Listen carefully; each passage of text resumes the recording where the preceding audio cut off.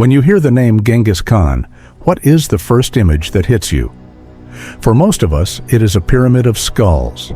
It is burning cities, rivers of blood, and the terrifying thunder of hooves across the steppe. He is remembered as the scourge of God, a barbarian who wiped out entire civilizations.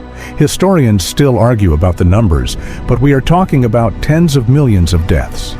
There is even a famous, though highly disputed theory, that so many people died, the forests grew back and actually cooled the planet's climate.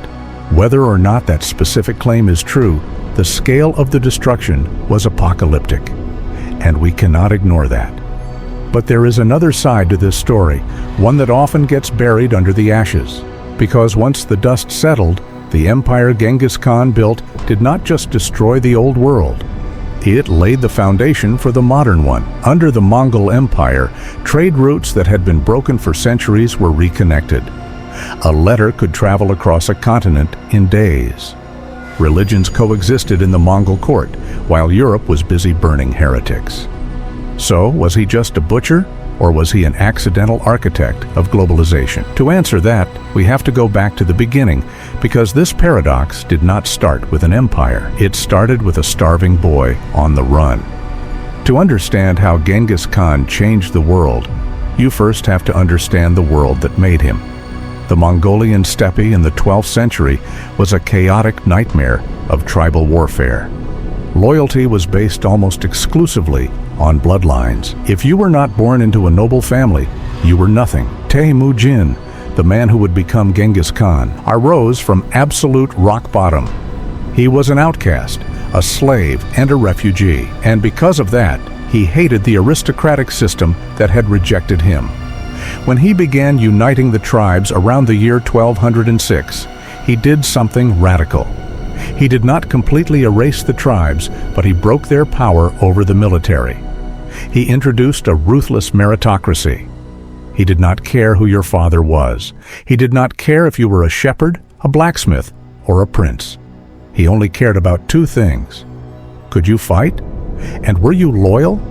He reorganized the entire army into a decimal system, units of 10, 100, 1,000. This shattered the old tribal allegiances. You were not fighting for your cousin's clan anymore. You were fighting for your unit, and ultimately for the Khan. This created a level of discipline and coordination that the feudal armies of Europe and the fractured dynasties of China simply could not handle. While they were bickering over lineage, the Mongols were promoting generals based on pure talent. But discipline alone does not explain how they conquered the world. We have to talk about how they fought, because this was unlike anything the world had ever seen. European knights were like tanks, heavy, slow, and expensive. The Mongols were like fighter jets. They were entirely cavalry, meaning every single soldier was on a horse. And not just one horse, each warrior had 3 or 4 remounts, allowing them to travel up to 100 miles in a single day. No army on earth could catch them. Their most famous tactic was the feigned retreat. They would charge the enemy, pretend to panic, and run away. The enemy, thinking they had won, would break formation and chase after them. But it was a trap. The Mongols would suddenly turn in their saddles, firing arrows backward with deadly accuracy, and encircle their disorganized pursuers. It was psychological warfare at its finest, and it worked on almost everyone, from the samurai of Japan to the knights of Hungary. But conquering the world is one thing. Holding it together is another. As one of his advisors famously told him, "You can conquer an empire on horseback, but you cannot govern it from one." To keep the empire from collapsing under its own weight, Genghis needed order. This is where the Yassa comes in, the Great Law. Before Genghis, the steppe was governed by unwritten customs and feuds. After him, it became one of the most strictly regulated places on earth. The Yassa was a combination of moral code and criminal law. It forbade blood feuds, adultery, and theft. Now, let us be clear. This was not a democracy. It was a police state. The laws were harsh, and death was the punishment for most major crimes. But they were applied with terrifying equality. Even the Khan's own family was not above the law. The result of this strict order was the Pax Mongolica, or the Mongol Peace. There is a famous claim from this era that a maiden bearing a nugget of gold on her head could wander safely from the Pacific to the Black Sea. While that is likely propaganda, the reality was not far off. The security allowed for the greatest explosion of trade the world had ever seen.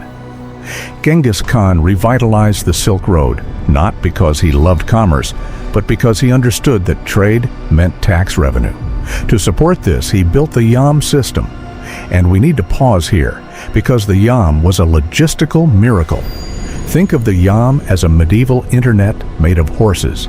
It was a postal service and supply route that stretched thousands of miles. Every 20 or 30 miles, there was a station with fresh horses, food, and shelter. Riders for the Yam wore special bells so the station masters could hear them coming from miles away. By the time the rider arrived, a fresh horse was already saddled and waiting. The rider would jump from one horse to the other without barely touching the ground. This system allowed information to travel at incredible speeds. A message could go from the banks of the Danube in Europe to the capital in Mongolia in just a few weeks. The Great Khan knew about uprisings, market prices, and troop movements faster than any other ruler in history.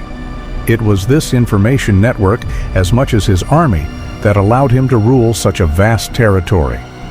But the Silk Road did not just carry gold, spices, and mail. It carried ideas. And this is where the scary barbarian image really falls apart. Just a few years before Genghis united the tribes, the Fourth Crusade had sacked Constantinople, and religious intolerance was the norm across much of Eurasia. But in the Mongol court, you would find Christian priests, Muslim imams, Buddhist monks, and Taoist sages, all sitting at the same table. Genghis himself followed Tengriism, worshipping the eternal blue sky, but he was pragmatic. He knew that persecuting people for their gods was bad for stability, so he exempted religious leaders of all faiths from taxes. This practical mindset extended to women too. While Mongol society was patrilineal, women held power that would have been unthinkable in Europe or China at the time. While the men were away on campaigns that could last years, the women ran the empire. They managed the herds, the economy, and the logistics.